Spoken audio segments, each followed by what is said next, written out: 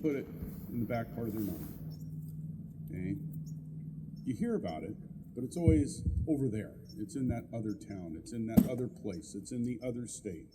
It's in the, oh my God, the metro, right? Well, this month, unfortunately, we got hit with it right between the eyes. One of our own was taken by gunshot here in Toledo. And, you know, like I said, you always have it in the back of your mind, but now it's up in the front, and you don't realize just how pervasive it is. Okay? This is going on, not just here in Toledo, not just Lincoln County, not just the state of Oregon, not just all over our nation, but everywhere around the world. You know, if this was a disease or a virus, they would call it an epidemic. Sorry, Andrew, I know how loud I can get if I bring it any closer. But the beginning of action is knowledge. And maybe here tonight, there will be enough of us to start having more action, more willingness to report, more willingness to talk to people, more willingness to talk to your neighbor. One of the issues that we've gone through in the last 10 to 15 years is we don't know our neighbors. We're willing to go into our homes, lock our doors, and forget about everybody else for the night. And if you hear something, most people ignore it now because, it's them. For this epidemic to be quenched, we need to start taking care of our neighbors better. We need to start reporting when you hear those things that you know should not be coming from another house.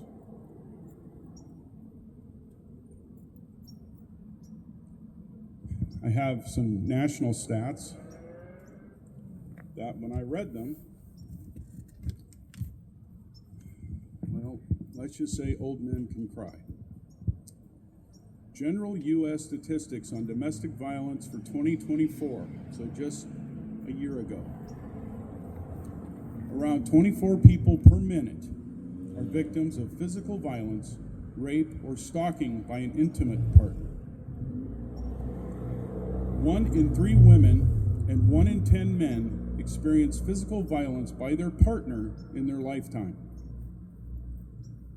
So think about that. How many women are in this audience? Think about that number. Annually, domestic violence causes over 1,500 deaths and 2 million injuries in the United States alone. Here's the sad part. Around only 20% of rapes and sexual assaults and only about 50% of stalking incidents are reported to the police. So think about that. These numbers are the hard numbers. Well, times that by 5, and now you're getting close. Only about 1 in 5 domestic violence victims with injuries seek treatment. They're afraid to even go get it looked at because of what might happen.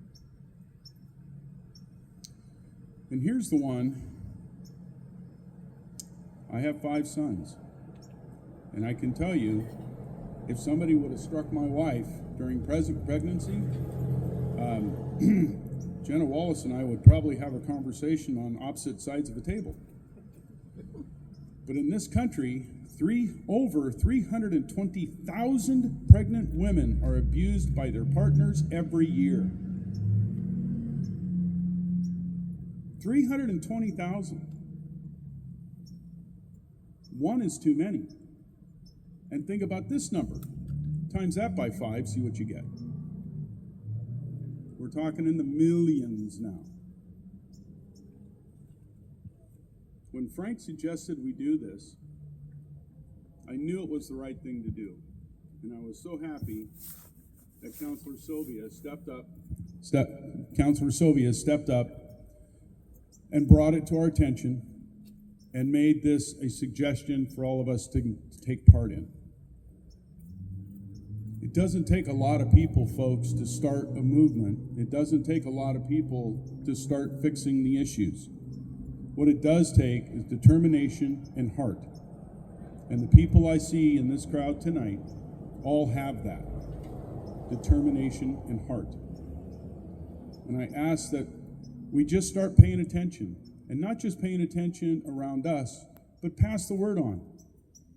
You know, when you go talk to Joe down the street, when you go talk to Joe and Carolyn down the street, whoever it is you talk to, that you interact with, let them know that there's a whole lot more going on than we know. And we need to help people. We need to help them get out and get help. And I'm going to bring on Amber Wishoff, the director of My Sister's Place. It's good to see her again. Yes, you can.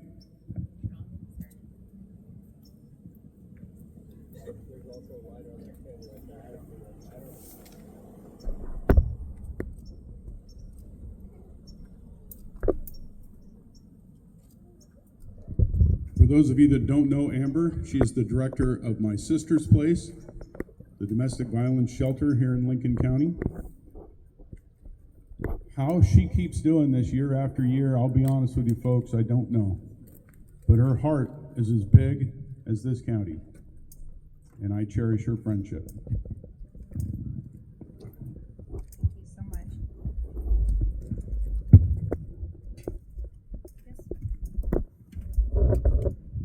Every year for Domestic Violence Awareness Month, there's always a theme, and I just wanted to take, before I shared the thoughts I prepared for you, a moment to read to you what our theme is and some of the poem that goes with it. So, with survivors always is the name or the theme for this year's Domestic Violence Awareness Month. And the poem that goes with it is, when it's too dark to see the road ahead, when it's hopelessness and fear are overwhelming, when everything seems uncertain, dear survivors, I am with you. When you make hard choices to prioritize your well-being, when you celebrate small wins but meaningful victories, when you bravely raise your voice, survivor, I am with you. And I would say tonight, with all of us here, we are standing with survivors. We're standing with the survivors that are here among us, those that we know, those that we don't know, and we're standing with those who we hope can come with us and meet us in this light. I used to get up here and wing it, but that was before COVID brain and a baby, so I don't want to waste your time, so here we go. So first, I just want to say thank you all for being here tonight, and also for inviting all of us here. I think it's great. Toledo is always, I love visiting all the different communities during awareness months, but I will say Toledo has a special spot in my heart for visiting. It always feels like coming home. So what exactly is Domestic Violence Awareness Month? It started back in 1981 as a day of unity, and it was created by advocates who believed that connection across communities and across the country could make a difference. It could begin to break the silence. That single day has now grown into a national movement that honors those that we have lost, supports those who are surviving, and works towards a world where everyone can live free and from harm and fear. We know that every area is touched by domestic violence. Lincoln County is no different. We've recently lost a member of this community, but I will say in my 6 years of being here, this is not the first time in this community I have stood. In Toledo just 2 years ago, we honored another person that we lost. That would make 4 people in the time that I've been here, and that's just the more publicly known things where we've lost people. It's staggering, the ultimate statistics. I actually carry a picture of one of the people. Well, I think it's down there. It's out on the table. You'll have to take a look. Why do we still need to be talking about this? I know that domestic violence isn't the easy topic. At community fairs, it's the one that our table gets avoided often. But we have to keep engaging with the community.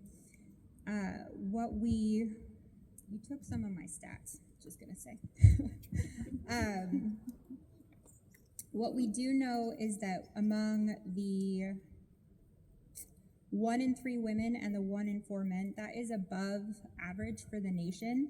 And what we know about transgender individuals is that it's more than half of transgender individuals in their lifetime will experience domestic or intimate partner violence. For the LGBTQ2+ community, the numbers are even more staggering. 61% of bisexual women, 37% of bisexual men, and over 54% of transgender people report abuse in their lifetime.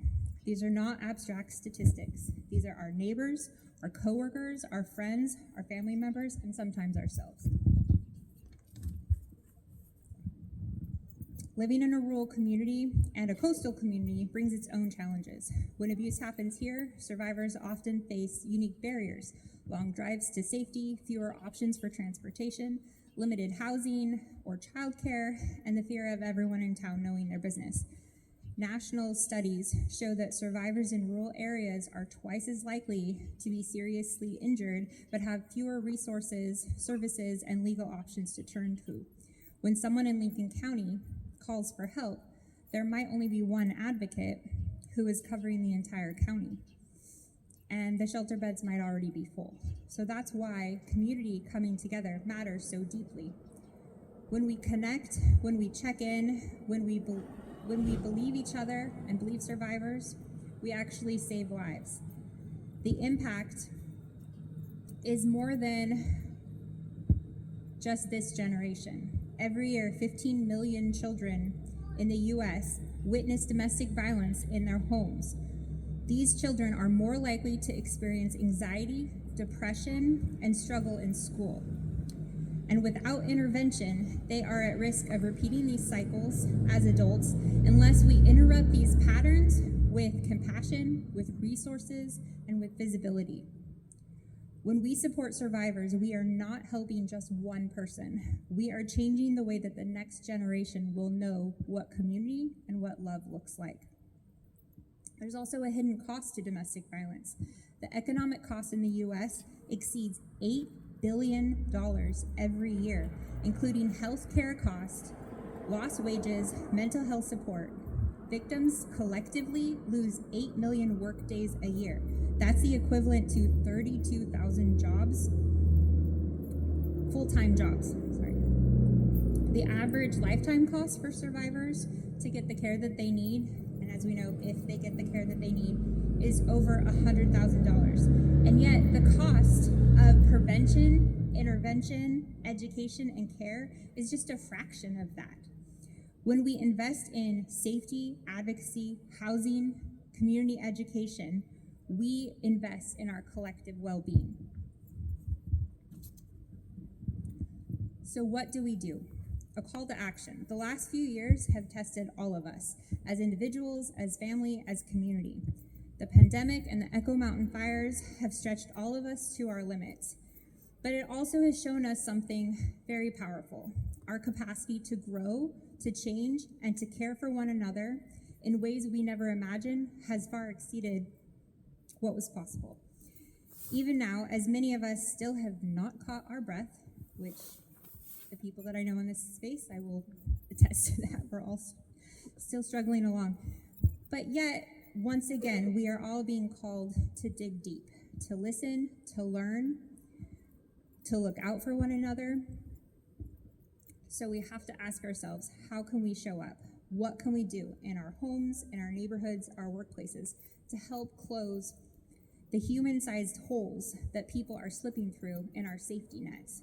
There are so many ways to make a difference. You can volunteer your time, you can donate. It can be something as simple as filling bottle drop bags.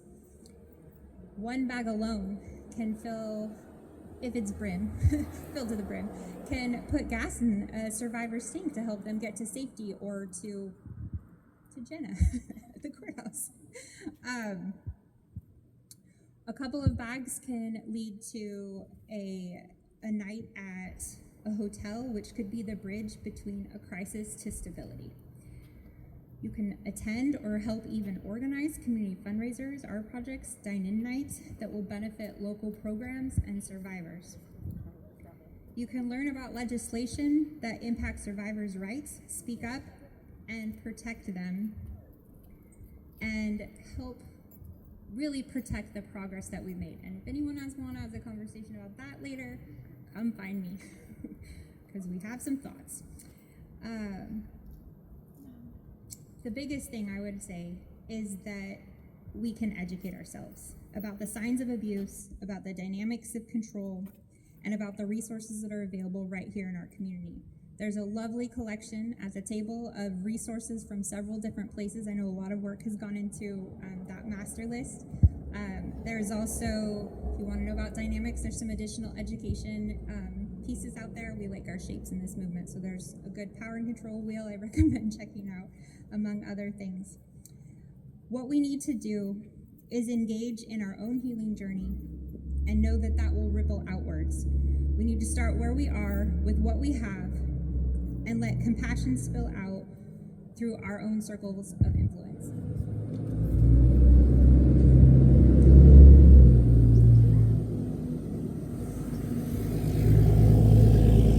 Pause for effect.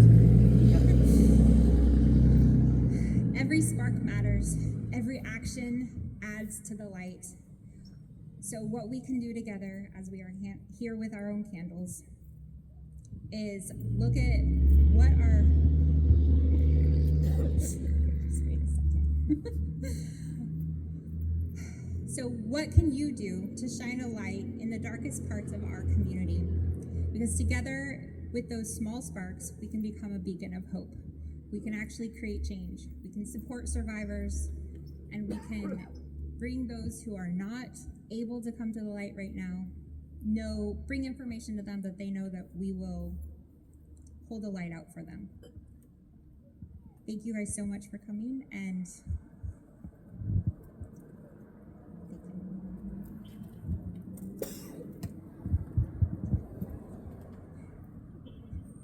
Thank you, Amber, very much.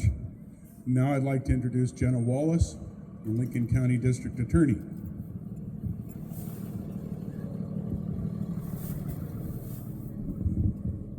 I was walking a little too fast and my light was flickering, but it's back in full force. As Mayor Cross said, my name is Jenna Wallace. I'm your elected district attorney. I have been in this community for almost 4 years now as a prosecutor, and primarily my caseload is domestic violence, primarily violent physical abuse, but also violent sexual abuse as well. As a prosecutor, I've seen firsthand the devastating impact of domestic violence. Behind every case file is a story, not just of bruises or broken bones, but of fear, control, and betrayal within the one place that should feel safe, your home.